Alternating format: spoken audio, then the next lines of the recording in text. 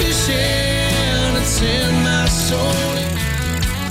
Welcome to the Salt Strong Podcast, disrupting fishing entertainment as you know it. Prepare to laugh. Prepare to get to know fishing legends in a whole new and unfiltered way. And on occasion, you might even learn a thing or two about fishing. Here's your host, Joe Simons, Like Diamonds. All right, we are on like Donkey Kong. Look at that beautiful little snap. Well, guys, we're back again. We've had a lot of requests, especially during all this coronavirus. A lot of families want to go out, want to just get out in the boat and get some tight lines. Little guy, it's still fun. That was like my second cast there. So we just pulled up under a random bridge near Luke's house here in St. Pete. And we got, I don't know, a couple dozen shrimp, Luke? Yep. If you guys missed our video on rigging these shrimp weedless, we'll definitely put a link to that. But that's all we're doing. And this is like, we got a really late start. I had to come up from Winter Haven. So I had an hour and a half. Luke's on, hour and a half drive. Yeah, this is just how to just get guaranteed action. Guaranteed action. Or if you want to make sure you don't We get literally stuck. just pulled up here, guys. Like, I got a jack? Yeah. So This is so much fun, like so easy. It's like the third shrimp here. And you can see there's some water flow. We got a little bit of some tide movement, but it's starting to get warm. It's, past 10 o'clock, 10:30. Not exactly the ideal times where we normally go out, where some of the past podcasts have been a little bit more tactical, where we're fishing docks with Slam Shady. This is just a great way to take the family. You don't have to have a trolling motor. Trolling motor is very helpful. It is helpful, but we saw, on the way here, we were going to stop another bridge, but there's a guy already there, and, he had his anchor out. It was an old little, basically like an old John boat, and he is anchored out. We saw him get tight lines on something, looks like a sheep's header, something doing the same thing. It's so easy, anybody can do it. I'm making sure there's no pistol shrimp. Do you guys see that video, by the way, of Luke and his girlfriend and the shrimp they found? Yeah, and so the key, Pistol shrimp. and we'll show you all this, but the key is just to get live shrimp, because everything eats them. Everything is live shrimp. You can catch the small stuff like small snapper. Oh, got another one on. You can catch small snapper. You can catch sheep's head. You can catch jacks that we just saw.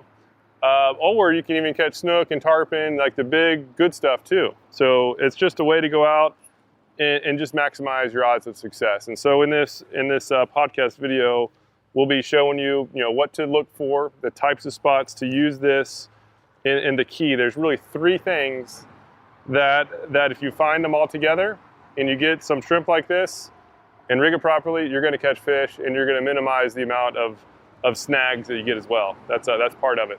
So let's talk about number one. Number one is structure. So that's and that just goes into why we're rigging the shrimp the way we are. Is that we're rigging them weedless. It is very, very important because the goal is to get as close to the structure as you possibly can. In this case, it's bridge pilings. Could be dock pilings, could be rocks. Oh, I got something messing with me. Oh, I missed him again. Could be rocks, could be, anything. Anything other than just flat sand is going to be something that an ambush predator can use to get its next meal.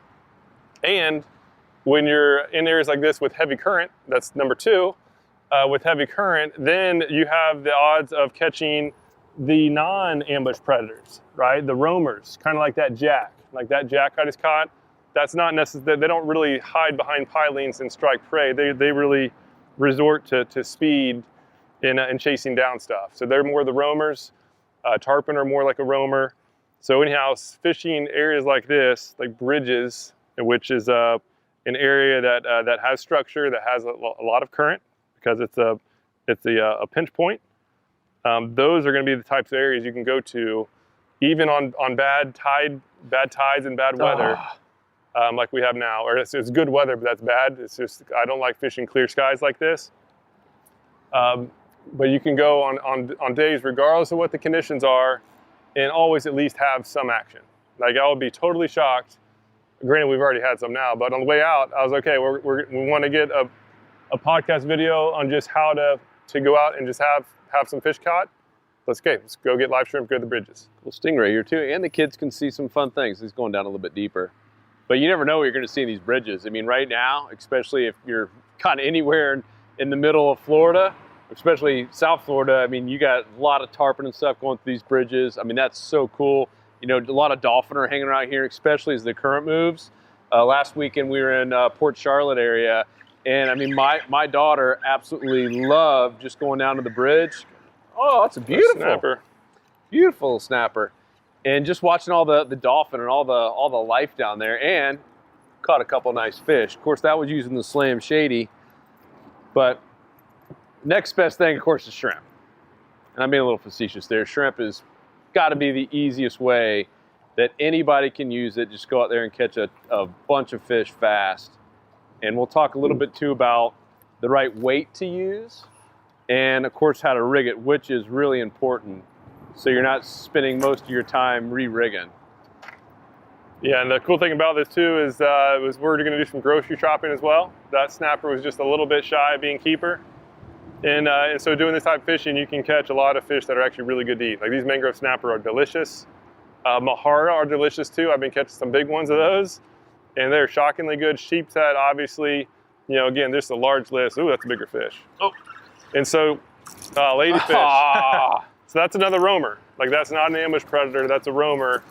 And again, fishing in the area like this with strong current, right? We want structure for the ambush predators, and then we want the current for the roamers. And again, one spot, you have it all. Whoa!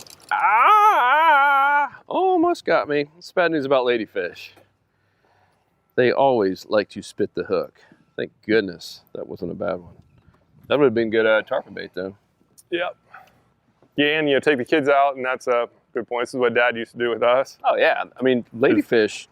Even though we don't like to catch them, man, they're a fun fight. Like I thought I had something big on it first when it first hit. No, but even pin, you can go out and catch a lot of pinfish as well. Again, you can, with shrimp, everything eats them, so you can literally catch anything. Another smart thing to do is we didn't do it today, but is to bring a big rod. You know, so when you do get a pinfish or a ladyfish and you see some tarpon rolling, you know, put one of those fish out, and you have a really good chance of getting into a tarpon. And so let's talk about the spot. Why did we pick this bridge? Well, I tried to go to the other one and there's people on it, so we picked this one because there wasn't anybody fishing it. Any bridge works. You just need to have. Oh, hold on. Got one. There we are. You just need to have. We got a sea bass. It's actually a pretty good size. Sea bass. Heck yeah. So you just need to have, again, structure and current, and then depth. Water depth is really the third one, I would say. Yeah, we don't get many sea bass around here. That's a pretty cool catch. So yeah, see, these are delicious. That one's not big enough. We'll let him go. Even got our shrimp back. So we just need to find those three things: structure, current, depth. Put some shrimp down there, and hold on. And we're only in what, 8-9 feet of water here? No, it's 12, 13 here. I thought it was 8 when I first had that one. Yep. A little bit deeper here. Yep. Still pretty shallow. And so what we're doing as far as boat positioning is very important. Obviously, we have an entire course on boat positioning with artificial lures. You know, going out and doing the more technical stuff for redfish and big trout and snook. But positioning is still important when doing the more basic fishing as well. So what we're doing is right now we have a light current. The tides are really weak right now, but the current is coming towards us. So we are positioned down current from the bridge, and we're pitching our baits up current into the pilings. And that way, you know, these fish are expecting their next meal to come with the current.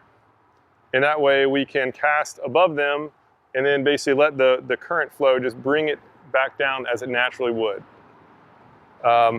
And again, that's just the way to maximize your odds. Yes, you can go up current and drift in. This is just a way to help maximize the actual. I'm gonna try these pilings over fish here. Catching. That double over there looks pretty good. Yes, we're just doing underhand little pitch. You don't have to be a great caster here. You just got to get out in front of you, as Luke said, give a little bit of line so we can hit the bottom. And you'll notice we're kind of slowly pulling it back up, waiting for that strike. Now talk about some mistakes that so easy to do in terms of losing a lot of bait and setting the hook too fast, Lukey? Well, mistake number one is not rigging the shrimp weedless. When you're fishing bridges like this, and really you can do this again with docks or even rock shorelines, there's going to be a lot of snags on the bottom. Oh, and so you can actually get the current can take the bait into the pilings, and so if you're not weedless, dang, something big just hit behind there. But if you're not rigged weedless, you're going to have a lot of frustration, especially if you have a kid on board. They're going to be getting, who's not the best caster, they're going to be getting just snagged everywhere. And when you rig it weedless, which we have a video on that, but we'll obviously do it here in a little bit. When you rig it weedless, you can get up there right on the structure. You can bump it up against those pilings. You can go over some of the stuff on the bottom that you don't even know is there in fine structure without getting snagged. Very, very important. Because I've never done this with this bridge, and we might lose a rig or two, but the odds are way, way less. The fact that we're like this side has been better so far. Yeah, I got something. Oh, there you go. Oh, baby. Steal you? Yep. I'm gonna try over here. Yeah. So another cool thing is usually once you find a piling or area pilings where you catch a couple, there's going to be a whole lot more there. And we've spent some time, especially down on the Keys, diving bridges. For lobster, and it's the same thing. There'll be one section of pilings that have the majority of the fish. Goes back to the 90-10 rule. It's one of the most popular rules that our insiders all love, is that 90-10, meaning 90% of the feeding fish are going to be in 10% of the area. No different here under the bridges. So find that one and then own it. Don't move around once you find it. And so far, this little area has been the most productive. But we're still going to do a little exploring, just because we're in exploration mode. And it's probably close to Ponce de Leon Day. Right, Luke? I don't know what you're talking about. It's got to be a holiday. Like National Anglers Day, October 23rd. I don't know if you guys know the story behind that.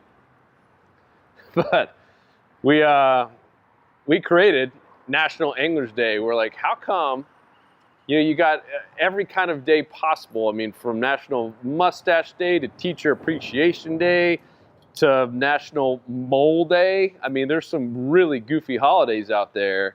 And like, how come there's not a National Anglers Day to celebrate fishermen like us? So we kind of just created it out of the blue. We picked October 23rd. I don't remember why. It just felt right. And we launched National Anglers Day, and now we're in year 3 of it. And what's funny, this past year I saw on Instagram, they were random people like wishing each other Happy National Anglers Day on kind of a fake holiday, if you will. But maybe that's how all holidays were, invented. It's all of them start. So picks a day. And what's even funnier is, if you guys are interested in creating your own holiday, there is like a national holiday registrar, and I think it's just probably like some dude in India that has a computer and happened to be the first one to do it. And even though it's not official, like with the White House or anything, it's certainly a big website that has a lot of traffic. But it's crazy. You can pay $25,000. They reached out and saw that we had started it and said, hey, for $25K you can get it registered. I was like, what? Yeah, what a deal. Yeah, what a load. How funny is that though? $25,000 and you can have your own holiday. Another snapper for those listening. Fishing right on the pilings. Those are the ones that Joe said weren't good. No, I said the back one for him. You went to the double. Pretty much, again, all these pilings have a very high chance of having fish on them, and so it's just smart just to cover each one.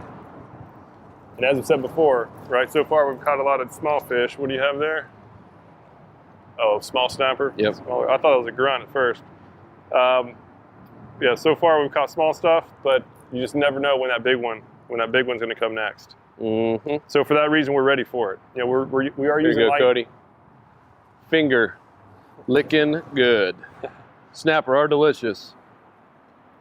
You're really getting into that whole snapper thing now after Yeah, they're delicious. watching old chef. So I used to never bother keeping snapper unless they were like 14, 15 inches, where they're big enough to fillet and get like a decent amount of meat off of them. But cooking those things whole. I started just scaling them and gutting them, and we filmed a video on how to do that with just a kitchen knife or a kitchen fork, and it's delicious. Just grill it on there whole, and man, it's good. So I'm actually hoping we get some, 11, 12 inchers, and we'll grill some up tonight. All right. But again, you just never know what it's. Could get some sheep's head. Sheep's head should still be around. The weedless rig. So you can see here. What size weight is this, Luke? That's I'll get through my tackle bag. I think it's a 3/16. Okay, I would have said 1/4, but 3/16. Obviously, you can change it up based on where you're fishing, the amount of current you have, how deep it is, and you can see that thing is completely weedless. And with that little bullet weight, slides to the water with the greatest of ease. And so you notice we're using J hooks for this. It's tougher to do this with circle hooks because we're rigging it so that the hook point is actually inside the shrimp. So it's basically underneath the little hard exterior of the shrimp. And so it's when we get a strike, we have to set the hook. Like you'll see us do a pretty good hook set, and that's because we have to power through the shell of the shrimp to get the hook point out. So that'll just be hard to do. So with circle hooks, you're not supposed to set the hook, right? You let the circle hook do its work. If you embed the point of a circle hook, it'll actually be pretty hard to get a good hookup ratio. So for this is really kind of active fishing.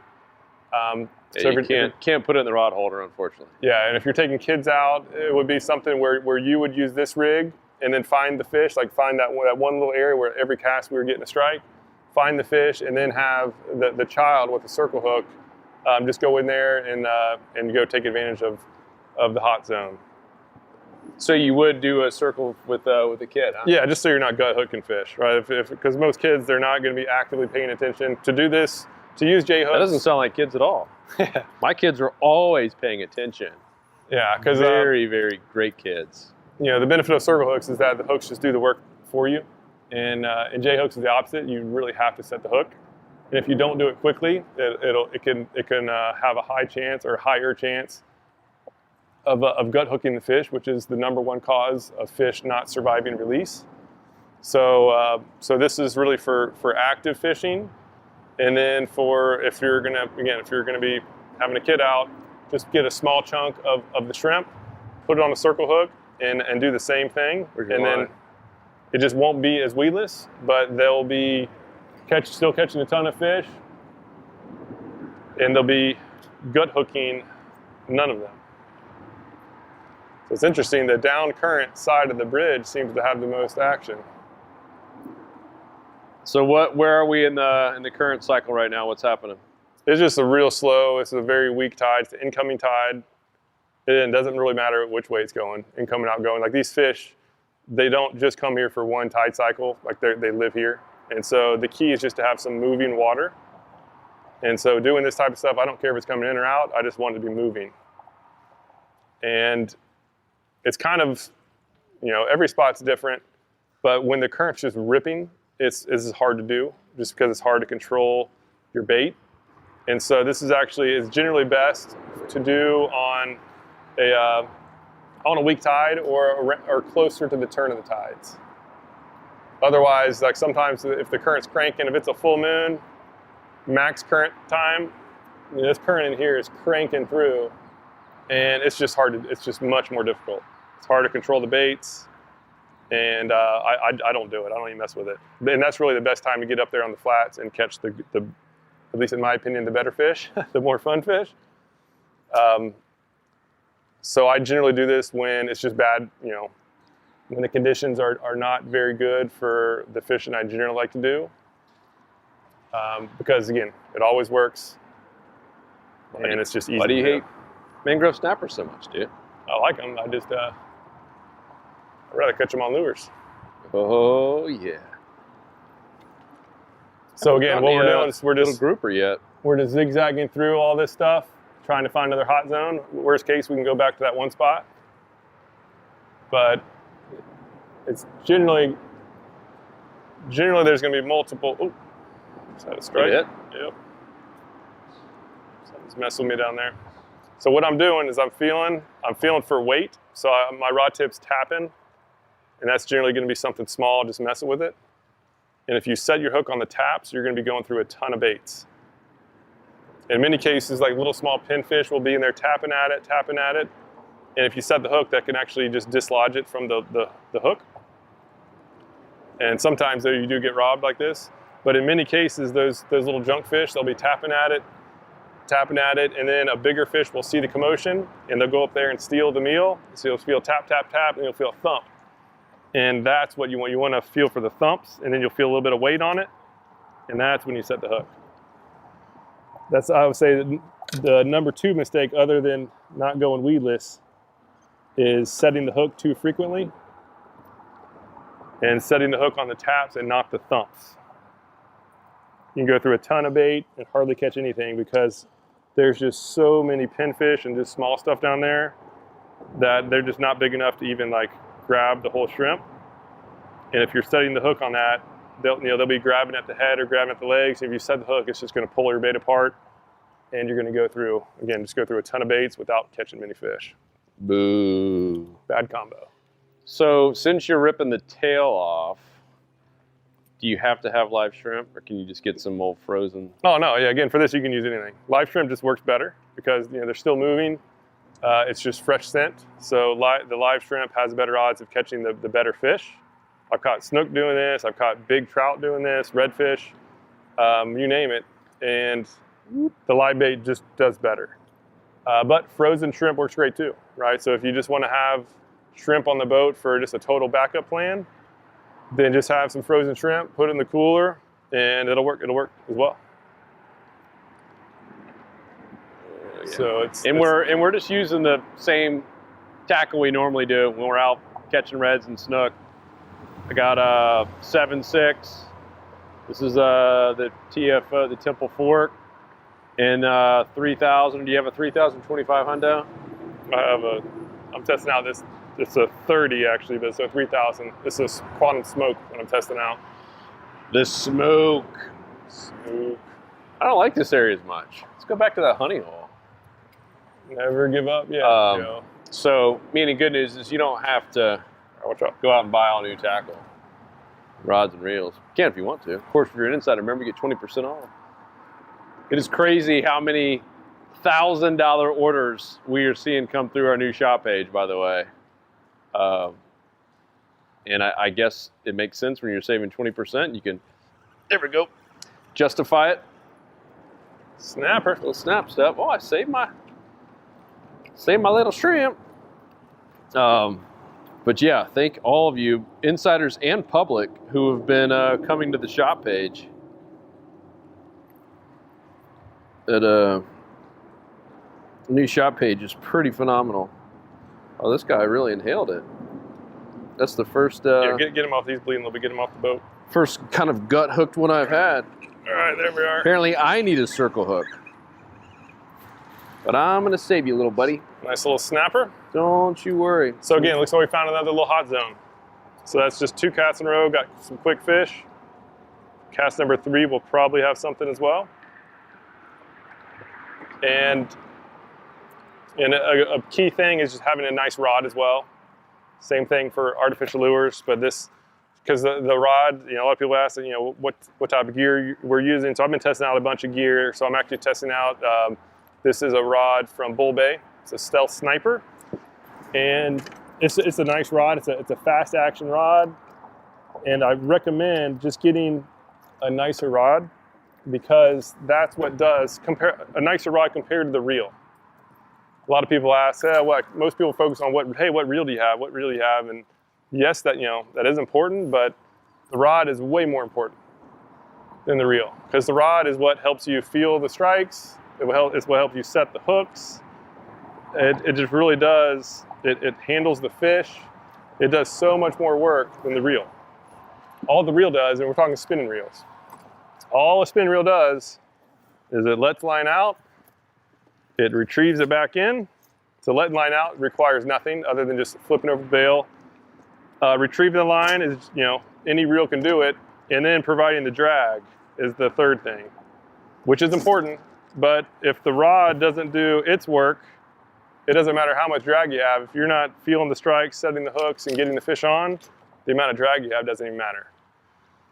And with using braid, so we're using 10-pound braid, and it is amazing how much more you can feel with braid. If you have braid as your main line and a nice sensitive rod, it's shocking how much you can feel. As I said before, I can 100% identify a small little pinfish, a little peck versus a bigger fish thump.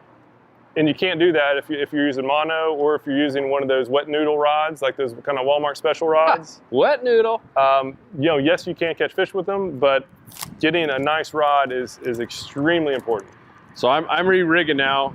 We talked about showing you guys what we're using. So this is just an eagle claw. I think this is probably more like a freshwater hook. I mean, it's so simple. It's size 1. And then you can see these bullet weights. They are 3/16, I believe. Yeah, if you zoom in on that, Cody. And these are just 3/16 bullet weights. And then this little eagle claw. These are super cheap little hooks. They're not meant to last forever. They're meant to do this kind of fishing. Luke's on. He missed the biggest one of the day. Broken off. Biggest one of the day. You re-rigging too? Yeah, I come prepared, and I had some rods pre-rigged. Oh, tough guy. But yeah, so every once in a while you get broken off. And another thing too is just for conservation is I plan for break-offs. And so here's the rig. Let's give that boy a merit badge. So here's the rig. It's just simple. Again, a bullet weight with a J hook. The weight gets it down. The J hook, is what helps us keep it weedless. And then we pinch. We set the hook to get it unweedless. And for my line-to-line knot, right? So I have a 20-pound mono leader. I don't mess with that fluoro stuff anymore after testing it, and seems bogus. But I have an FG knot, and the reason for that is if I do get a break off, the weight can slide right off, and the fish isn't dragging a weight around. So in that case, that fish, it just pulled. Thank you, sir. It just pulled off the weight, just pulled off the hook. The weight is not dragging around a weight. So I call it a contained or non-contained weight. Right, if your weight can't slide off from wherever it is away, like in case you do get a break off, if that weight is contained, right, if you do what I used to do is wrap the line around these weights to keep them fixed, if a fish breaks you off, now they're dragging a weight around. And so when you don't have it contained, use a thin knot like the FG knot, super thin and actually stronger than every other knot I've tested, is you can have a system where the weight, again, worst case scenario, you get broken off, the weight is not going to be basically killing the fish. Yes, these hooks do rust out pretty fast, but if that fish gets pinned down, it's just, first shark or dolphin that comes near it is going to get a easy meal. So again, that's why I recommend, getting a good knot. I don't recommend swivels for that case. That way we can, now we can have the weight go all the way down, keep the shrimp right on the bottom where we want it, and not be contained. Swivel, cool, so archaic. You hear Dad's story about the tarpon, speaking of break-offs? Yeah. I guess someone got swooled. So our dad was doing a little tarpon fishing near Boca Grande. He's by himself, like most good fishing stories, because you can elaborate a whole lot more when you're by yourself. But our dad's a pretty straight shooter. And he said he was near a little bridge, kind of like this, and he saw a bunch of line, like bright, like this high-vis yellow braided line. And, he's doing his part just like we all do. You see something like that, you pick it up, and he keeps picking it up and picking it up more, and he's like, I'm telling you, I'm 100 yards deep, and it's still going. He's like, next thing you know, he's like, I swear to you, I'm two, and he took a picture of it. He obviously took it all back and sent it to us. And, Luke's up. Yeah. And next thing you know, he's got about 200 yards of braided line. So someone had basically been spooled, and he's now feeling something on the end of it. What you got there? Jack attack? So he's feeling something on the end of the line. He's like, you got to be kidding me. And it was a big tarpon.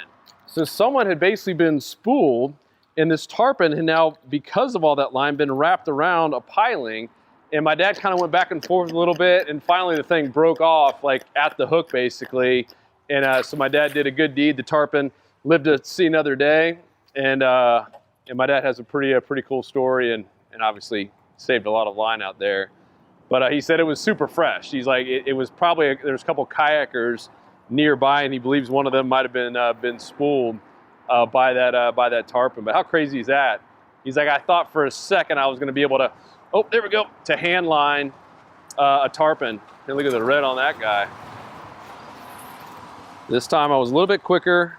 Feel bad anytime I have to, even though that last one survived, feel bad anytime you have to leave a hook in a fish's mouth. Yeah, and back to the spooling, it breaks my heart when I hear about somebody getting spooled. It's 100% preventable. You should never get spooled, ever. I don't care how big the fish is or how light your line is. It should never, in any circumstance, take all your line out. It's very bad for the environment. First of all, that line, if our dad would have picked it up, it would have been out there for a long time. Could get into prop or obviously kill wildlife. That tarpon would have pretty much been on a death wish if it was a really good hook that doesn't corrode fast. And all you have to do, if you find yourself, again, like this setup, we could hook into a 100 plus pound tarpon. And I've done it before on these light rigs. And if you know you're going to get owned, before you get spooled, as the fish is just peeling line out, just make sure it can't peel more line out. Just literally hold your spool. Sometimes your drag, when it's ripping out, no matter how fast you tighten it, it's still going to keep going out. It just can't you can't tighten fast enough. But if you grab a hold of that spool and hold on and point your rod straight at the fish so you don't damage your rod, yep, the line's going to break, and it will almost always break at the fish, because that fish has been rubbing its mouth on the leader, it's compromising the line. And so again, by doing that one simple trick, just hold the spool. By doing that, first of all, you're gonna not lose your whole spool line, you're not gonna sentence that fish to a death wish, and you're not gonna get somebody's prop all messed up with a bunch of line in it. And it'll save you money. And you're ready to go, right? So then now you have all your line back, and you just try another bait, and you're ready to go. So if you find yourself in that situation, make sure just to be ready to just grab the spool. It is, again, 100% preventable. It's super easy with spinning tackle. It's a little bit tougher with bait casting because you have to really jam your thumb on it. Yeah, you might burn a little skin off. On the bait caster, on the spinning you won't, but on the bait caster, it's happened before. I used to use a little small my bass gear, and hook into a tarpon and just get owned. And so I would just get my shirt and put my shirt in between the line and my finger. So this hot spot over here, this hot spot right up here to the left, the last 3 casts have been a success. Really, I guess last 4 casts. Tell me more about this hot spot. So we'll get up in there. So if you're listening and not watching on the podcast, try to describe where we are and what we're looking at. We're under a bridge. Ha! Under a bridge with a lot of... I just got robbed. Oh, you got robbed. So we're at the front of the bridge, facing into the current, coming at us, casting up just shy ahead of us, and letting it slowly come back, popping it off the bottom. Yeah, there's definitely a whole school of them down there. Still got my shrimp. Ooh, he tried to annihilate the head. Savages down there, Cody. Yeah, this is just a little small neighborhood bridge. So the odds of the bigger the bridge, in many cases, the bigger odds of catching more big fish. We were trying to go to one, and there was just a lot of people on it, and we didn't want to go right in their face and start filming and everything. So we just picked. Trying to keep a good name for ourselves. Oh, there's those salt strong jerks. Yeah, we just picked a bridge that nobody was fishing. I hardly ever see anybody fish this bridge. But again, they all hold fish. We haven't caught any giants yet, but I'm sure there are at least some down there. But again, the ultimate goal is just to go out there and get some action. Get tight lines. And also, doing this kind of fishing, it does something for your psyche, for your confidence. When you especially if you got your kids and your family, you want to show them a good time. You just spent a ton of money on the boat. You want to tell your wife, hey, this is a good investment. A big reason we get so many new insiders, they buy their first boat. And they're like, man, I can't go out there and get skunked. I gotta let my wife, my kids, family know I know what's going on. So that was interesting. My weighted slid all the way up. You know what, Cody? We need a good thumbnail pic. This could be it, even though that is super dinky small. We'll take it. Anyhow, this guy got him on his tongue. Still see my hook. Go back here and do a little surgery. Oh, Luke's on the bottom. Anyhow, in terms of just the confidence, meaning now after this, it makes it so much easier for you to go out and catch a whole lot more fish with like no pressure, right? And let's just say you do want to go out and catch some snook in reds or whatever you're into, trout. After you do this, I'm telling you, it is a confidence booster. Like, oh man, we've already caught 15, 16 fish. Yeah, and so a trick right now, I'm snagged. I set the hook to a fish that was just around the piling, missed the fish, caught the piling, and a way it doesn't work every time, but a way to significantly increase the odds of you being able to pull your bait out is to get on the opposite side of the side that you hooked it on. So I hooked it down current, and so now I'm getting up current of the piling, and I'm going to get a different angle on it. So I'm just feeling for it. I'm kind of giving it some bumps. I'm just getting a different angle. In many cases, it'll be around just like a little small nook or something. And when you go the opposite way, you can power right out of it. So again, I'll give it a little try. And another trick, since that didn't work, is to get the line really tight and I think it's called a slingshot. When you're on hunch, oh, there it is, that worked. So you literally saw how hard it was in there. I was pulling on it, and it's what it's called a slingshot, where you get the line super tight, flip the bail open, and super tight, rod straight at the piling, straight at it, because you want to basically stretch your leader as much as possible, and you let go real fast, and that'll recoil back and in many cases jog the hook loose.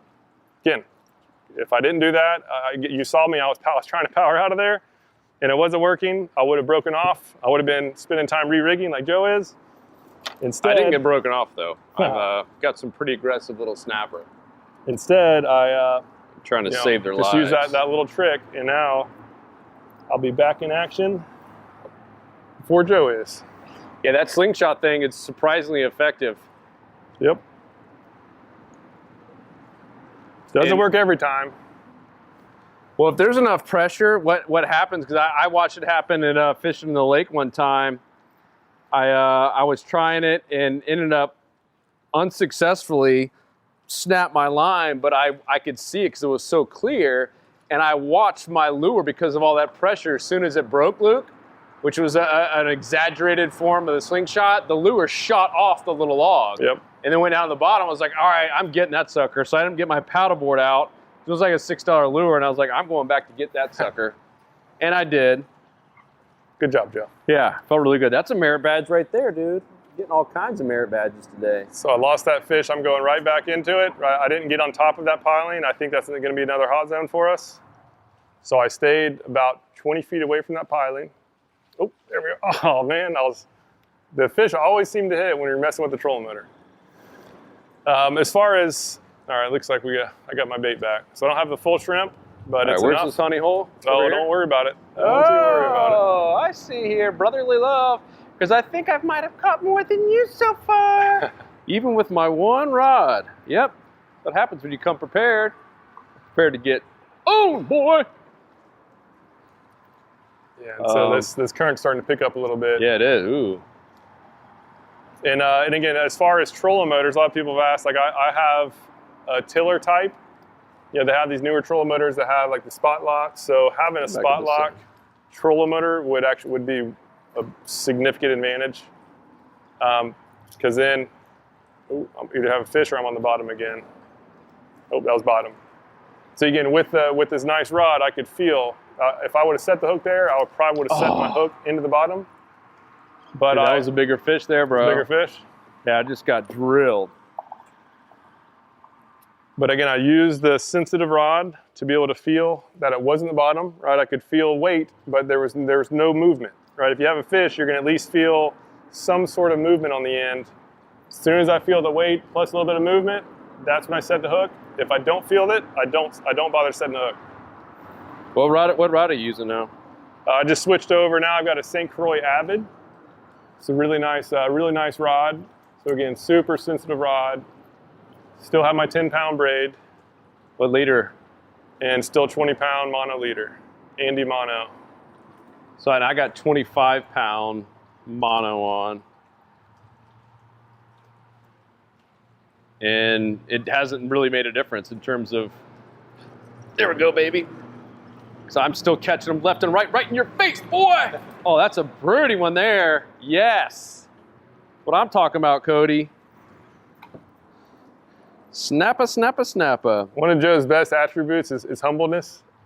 So he's doing a great job. Dude, I have been outfished by you my entire life. It's like the one thing, is it the one thing I can't beat you at? One of maybe two. Getting a little sarcastic. See, mine's bigger. And so anytime that I'm having a good day, I definitely like to rub it in. I'm gonna take a little picture here to try to get a little screenshot as well. Always got to be working on the little snapper. That's cool. Hey, get it out of my face, ready, Luke? That's a cool one. All right, let him go. Snappa, snappa. All right, so sooner or later, we're going to get a bigger one. Yeah. I'm a little bit upset we haven't caught any. It might not happen on this podcast, but I think we've kind of proven the point. Yeah, the same premise holds true. So let me get back there and show how it's rigged. Joe, yeah, then if you can keep the boat right here, so we're in the sun. Joe, troll motor. Yeah, no, I'm still going to rig up there. So again, as I mentioned before, the key, and we have a detailed video on this. We'll put a link down below for it. Joe, fire it up. I'm on it. And so we have a live shrimp, and we need to rig it weedless. That's the thing. And so the best way to rig it weedless that I found for just maximizing fish catching is to rig it from the tail side, because we have a lot of current. This bait's going to be moving down there, and just tearing off the tail is actually really good. Even though it's a live shrimp, a lot of people criticize, hey, you're killing a live shrimp. It's not going to be alive for long, and it's not going to last long. So it's still alive now. So what we do is we rig it just go right in the middle of the meat, go down about 1/4 inch to 1/8 of an inch, and then flip the hook around. And I'll flip the shrimp around too. Flip the hook around, and then take the point of the hook under the legs. They're going through the legs, and then get it so that the hook point is underneath the shell, right? Totally weedless. I can bump up against anything down there. I have a weedless weight, right? We have a bullet weight, and then we have a weedless shrimp, and you can take this thing around rocks. You can bump it up against pilings. As long as you don't set the hook, you're not gonna get snagged. And so using this around heavy structure like this is essential, especially if like this situation, I've never fished this before, so I don't know where the snags are. So this is really smart for your first time fishing the spot. And then once you know the spot, right, yes, our hookup percentage will be better if the hook was exposed, absolutely. But so after a few times fishing it, get an understanding of exactly where the snags are, then you can go back and then rig it the normal way, right? And then just increase your amount of increase your hookup ratio. I still like weedless. Sorry, dude. And so just try not to cast over other people. Unless they're a family member. Then it's completely okay. Especially if you catch a fish right in their face like I'm about to do here as we close out. Oh, you got one? You gotta be kidding me. You got a nice one? It feels a little better. Ooh, dude, that's a close. This might be dinner. Oh, you gotta be kidding me. I believe this one's dinner. I just missed one. All right, guys, we're gonna close it up here. Oh wait, you're not gonna believe this. There's a line in it. No way. Yeah. Let's see if he's keeper. There's a line coming out. So I just unhooked it, and let me show you this fish. There's a line coming out of its gills. Definitely not mine. See that? So let me see if I can. Let's see if we keep them, and we'll worry about. Whoa. Oh boy. Oh. So it is legal, so this one's going to be dinner. But what I'll do is, if we weren't keeping, I'll try to get this hook out. Yeah, it's a 11-incher, 11 and a half. So somewhere in there is a hook. Let me just see if it's one of ours. Because we're just using those basic hooks. And if I can just get a look in here, I'll be able to see if it's ours or not. That's pretty funny. Snapper are known for having strong jaws and snapping them shut. This guy's doing just that. Yeah, I can't see it, but that's probably 20-pound line. So this could be the one that broke me off earlier, to be honest. I'll have to get it later on. Yeah, we'll have to give an update when we get back. I think it's got to be yours because I cut mine right at the. But it's already coming out through his gill, so it has to be older. Either way, we have some dinner. That was another plan, is to have some dinner coming back. Yep. And we'll try to probably get another one or two. Need more than just this for a nice meal. We'll get some big ones. But guys, that's it. Hope you enjoyed it. Hope you're enjoying these live ones where they're completely uncut. We're trying to do something different. If you've been watching any of these, there's plenty of amazing fishing shows out there. A lot of the fishing shows are mostly for entertainment, and that's great. We try to have ours where it's all about learning and doing stuff, and we've shown some bad ones where the one time, we were all but skunked until the very, very end. We finally landed a red, and we want to show what really happens out on the water, the good, the bad, the ugly, losing cameras, all that great stuff that's happened. So we're trying to keep it real. Let us know what else you want to see, if there's any specific topics, species, scenarios. Like this was one that, just more about getting family out in the middle of the day. Now it's 11 something already. Yeah, and just going out there and getting a ton of tight lines. So let us know, and please subscribe if you haven't already. Subscribe to the podcast, subscribe to the YouTube channel if you haven't, and become a member. Our Insider members, if you like this free stuff, this is a fraction of what we do. This is what we put out there to lure more people like you into our club, where we now have over 13,000 members. And one of the biggest things they love is saving time and saving money. The time aspect is we literally get on a map every week, every Friday, and show you where to fish that weekend for inshore fish like this, redfish, speckled trout, snook, flounder, etc. And then on the money side of things, 20% off pretty much every piece of tackle that you could find at any major tackle store, even stuff you could find at Bass Pro. We now have it. I believe it's 7,000 or 8,000 items with more being added. And there's a reason there's people putting $1,000 orders in, because they're saving $200 every time they put 1,000 in. Really amazing way to do it. Of course, it only costs 27 cents a day to join the club. So check that out. It's saltstrong.com. Luke is on again. Now he's showing me up. Now he's really showing me up. And we cut the camera off now, Cody. We can't let him see any more fish being caught in Luke. Yeah, if you like this type of tips, you're going to absolutely love it. And you like catching redfish, sea trout, snook, flounder, you're going to be blown away by the Insider Club platform. The private videos we have in there, there's nothing else that even comes close to comparing. We literally get on Google Maps and show you where we catch our fish. Yep. So that you can find similar spots near you. And then every week as well, every Friday, we have a weekend game plan that shows you how to make sure you catch quantity of fish like this, and then also what to do to catch the bigger fish based on the most recent trends and the upcoming weather. So again, nothing else like it. Highly recommend giving it a shot. Maximize your time, maximize your money, maximize your catches. That could be a new tagline. Good. Maximize your time, money, catches. I like it. Cody, you like it? Triple Cody likes it. Cody's in. Guys, thank you so much. We'll see you on the next episode. We out. Peace. 'Cause fishing, it's in my soul. It was pain.